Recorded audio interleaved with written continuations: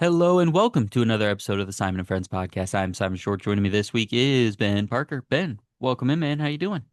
I am doing so good. It is so good to be back with you, back with your audience, back with all the draft stuff, and we are loaded again. The draft is so close, as I know you're going to talk about, and it is really good to be here talking about it. We are 1 week away, which means on my way down to the studio here, I was like, when am I going to squeeze in my annual watch of draft day? Because that's gonna happen. Maybe when I get tired of watching these last few defensive backs, I still need to scramble to get to. I'll take a little break and fire it up on the old Amazon. Um, But we're not here to talk about our watch plans here, Ben. We're here to talk about our draft plans because it is time for part four and the final installment of our 2026 NFL Draft War Room series. We have been through six total divisions so far. We're wrapping up our last two tonight. But before we do, haven't done this in a little while. I have a couple conversations, couple topics I want to get to with you now that we're a week out from the draft. The first one here is there's so many ways we could go with this, but I want to boil down to this because this would be new for us. It seems that everything's heating up and starting to sway in the position of David Bailey being the consensus expected pick to the New York Jets at number two overall. Now, this has long time been Arvel Reese's spot, essentially.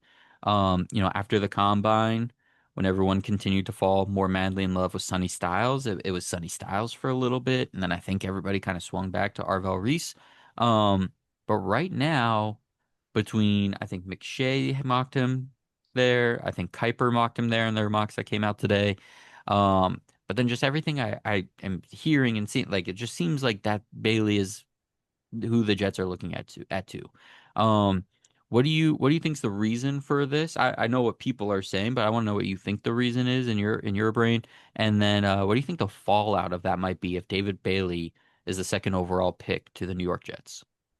Yeah, it is fascinating. And if it were me and I were the Jets, I mean, I would have already made a decision. But as recently as 2 weeks ago, I would have been looking at four guys here, not one or two. I would have been looking at four. But we are hearing that it seems to be Bailey, and we won't know until draft night gets here, right? Because we've heard these things over the years, but Hmm. that wouldn't surprise me. So if that's the case, why?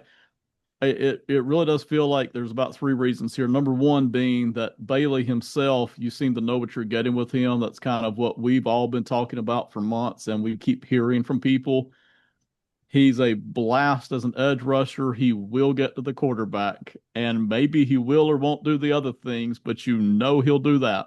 Yeah. And so that's not a thing that many guys in any draft can do, right? And everybody thinks they can at least get that out of him and get it in spades. So that's the one thing that's holding him up there.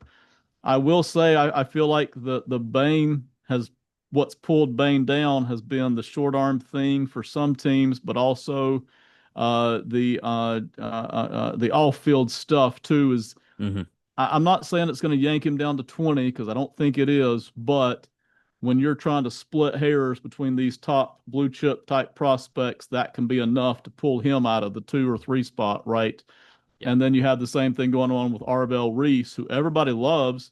He's special, he's explosive, but we're not totally sure what to do with him. And again, when you're splitting hairs, that can be enough to pull him down just a little bit. And it kind of leaves Bailey as the last man standing. I'm double checking David Bailey's measurables here.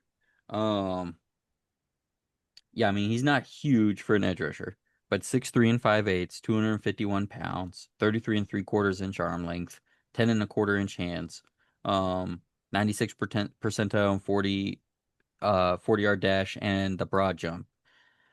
So with Bailey, the thing is you're just getting a not a finished product, but you said it, you know what you're getting. You're getting a prototypical get after the quarterback edge rusher.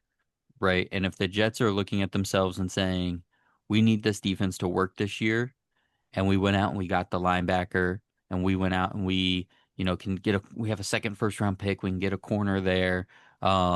We reshaped our defensive front in terms of, swapping out Jermaine Johnson for Devontae Sweat and that bringing in some defensive tackles and some big, like, rundown type edge rushers, Joseph Asai, Kingsley Enagbare, some veterans, some tough guys. But we need a guy with juice, right? We need a guy that's just going to get after the quarterback, who's going to get us off the field on third downs, who's going to give our offenses more chances. If they're not going to be a super efficient group, let's get them on the field a lot offensively. And let's do that by getting someone that we can just line up over the tackle and say, sick them, right? We don't have time, and this is to have people shoot themselves in the foot, but we don't have time to develop a converted linebacker to a full-time edge rusher, Yeah. right? We don't have time to take a full-time linebacker, let him play under next to Demario Davis for a year, and see the fruits of that labor of getting a skeleton key guy in the middle of the defense. Um, let's just get a guy that we could just say, get out there, and maybe with some strength and conditioning in the NFL over a couple of years, you'll become like an average run defender. But if not, whatever. I don't have to teach you to rush the passer because you could do that already. Yeah. And teams that have to think that way and think about immediate returns, like, it doesn't go well for. And I don't think we think it's going well for the Jets anyways, but that is what it seems like. And that's what the information is, right? David Bailey, like, we need this to work right now. We need some spark, someone to really get after the passer. Um, we made all these smaller moves. Let's go get the finishing piece for the defense, right? A year into coaching the defense, they need the finishing piece, but you're the Jets for a reason. Um, so what do you think the fallout of this is going to be? Because, when you do the mocks now, and anytime we did one, it was like Bailey was there at 8 to the Saints or 9 to the Chiefs or the Bengals or the Dolphins, right there in that range. And we would have Maui Noah or Fano going 3 to the Cardinals.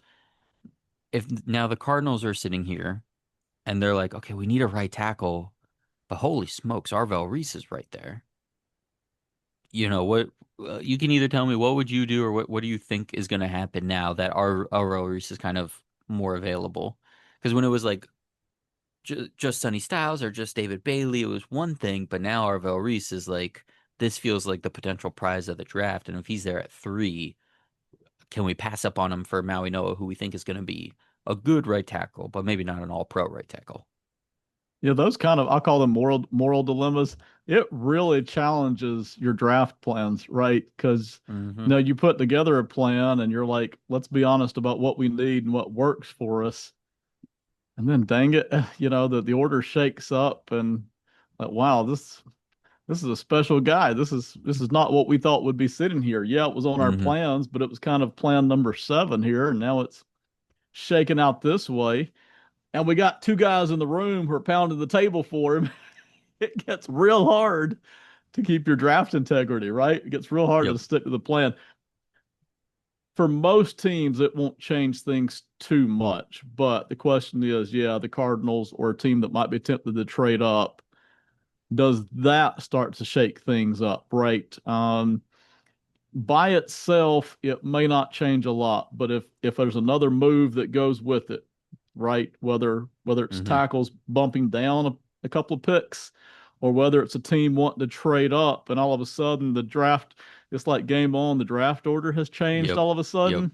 Yep. Yes, that could start to really have quite a, what is it? The butterfly effect, the ripple in the Yep. pond effect. Mm-hmm. Yeah, it, Mm-hmm. it really could. The trades, I think, is the big one. That's you're taking my brain down that path too, where maybe it's not the Cardinals are like, now we have to take Garvell Reese, but now maybe, because I did this in Yeah, our war room last week, where the Cardinals, I was like, trade down and pick up Fano, because even if you lose on Maui Noah, like, I think Fano's great. right. They need extra capital, blah blah blah. But now it's like, not only are teams maybe calling up for Jeremiah Love or Sonny Styles, but maybe now it's Arvell Reese. So now you've got 5 teams trying to trade up, and you're jacking that price up. And now maybe you have enough capital to take a swing on a Tyus Simpson somewhere. Where Yeah, last week I was thinking, why bother? Like, don't worry. But if you got extra right. picks, heck yeah, take the quarterback. Um, some of these trade teams we're hearing are, there's a lot of buzz about the Cowboys. All 3 of those mocks I referenced Yeah. earlier all had the Cowboys trading up 4 Sonny Styles, 2-6 to the Browns because apparently the Browns are a big trade out team, which makes sense. Like if they don't want to do Carnell Tate, if they don't want to do the wide receiver, then the offensive lineman stack we've talked about, but there's not an offensive lineman they love at 6 based on value, and we'll talk about Hmm. value in a minute. Um, but they trade back to 12 and now they're like, hey, let who are all the tackles that are still available? Is it Fano, Lomu and Freeling? Is it just one of those guys, two of those guys, right? But they feel better about that. So it's like Cowboys and Browns. I think Commanders could be a trade up or trade down.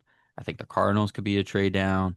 I saw in some of those mocks like the Jets picking at 2, but then going from 16 to 10 to try to get one of those defensive backs. Like Yeah. there's a Yeah. lot, the Saints are always like a move up team. So do they just Hmm. really want to get, do they want Arvell Reese, right? So, um, yeah, I think that makes sense. I think the trades, you cracking up while my brain's turning here. The trade aspect, I think, and we saw that where like, hey, everyone wants to try to like move up a little bit. Everyone wants to take their day 3 picks and move up more into late day 2. Everyone wants to take those extra picks late in the first round or some early second rounders and get a little higher up on day 2 or on day 1. And this brings me to our last kind of random topic, and it's the conversation of draft value. And we've talked about this a little bit, and I'm not talking positional value because Lord knows this draft has done that to death, right? We've talked about Yeah. safeties and guards and linebackers and oh my, and what it means to take those guys in the top 10. Um, Notice I didn't say running back. That was actually an accident.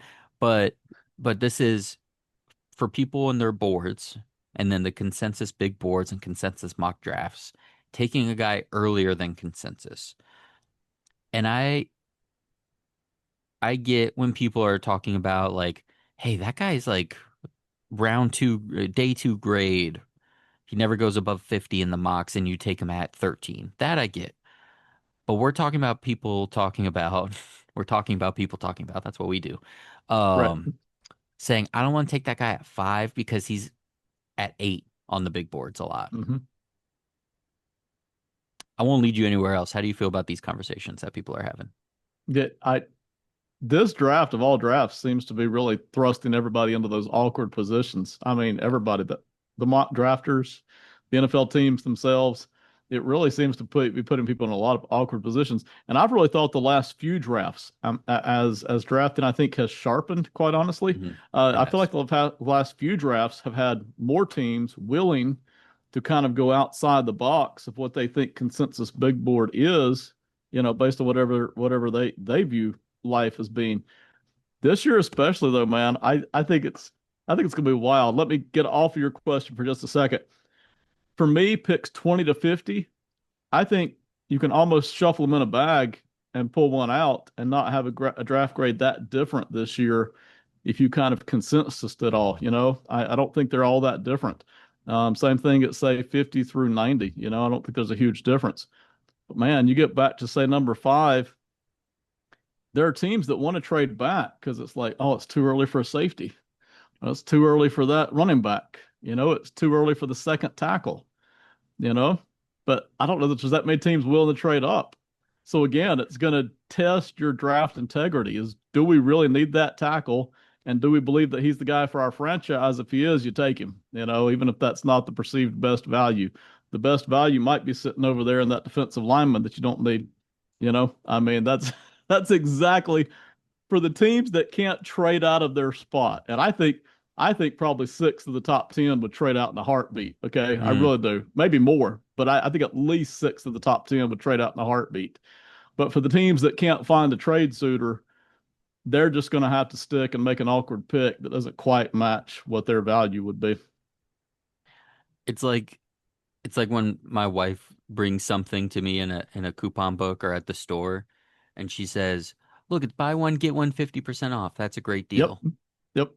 And I'm like, "Great. Well, the original price is $100. I don't need to spend the extra 50 just because." She's like, Nope. "No, but you don't get it. We're saving $50. No, we're spending 50 more dollars. First of all, what are you buying that's $100 anyways? That's not really happening. But the process is the same. Everybody understands what I'm saying. Why are we don't need to spend the extra $50 just to save the $50, right? So Right. why do why do I have to try and trade out of this pick at 4 to take this guy at 8 Hmm. to pick up a fourth round pick that might have a 20% chance of becoming a starter Right. when I maybe have a 50% chance of losing the guy at 8 Yeah. for 4 spots. Like Right. there's so much of that in this draft, and it's because there's not a lot of blue chip guys. It's a lot of guys that probably do have like mid first round grades, but if like Carnell Tate, I think is a great example of this. We Yeah. love Carnell Tate. I love Hmm. Carnell Tate. I have him in the top 5 of my big board, I think. But like I do understand that he doesn't have the same college pedigree and tape and profile of Jamar Chase, right? Who's a wide receiver that went in the Right. top 5. That was like slam dunk, take him in the top 5, or Jeremiah Smith, who's going to come out next year and be a top 5 pick. Hmm. Um, but like I love the guy and I love the receiver, and if I'm a team that needs a receiver and I'm in the top 5, I'm gonna take him. Now every Right. time I do a mock, I look and the teams that the the Giants and the Titans, I see other needs and guys even higher on my board elsewhere. That's what it's like to draft in the top 5.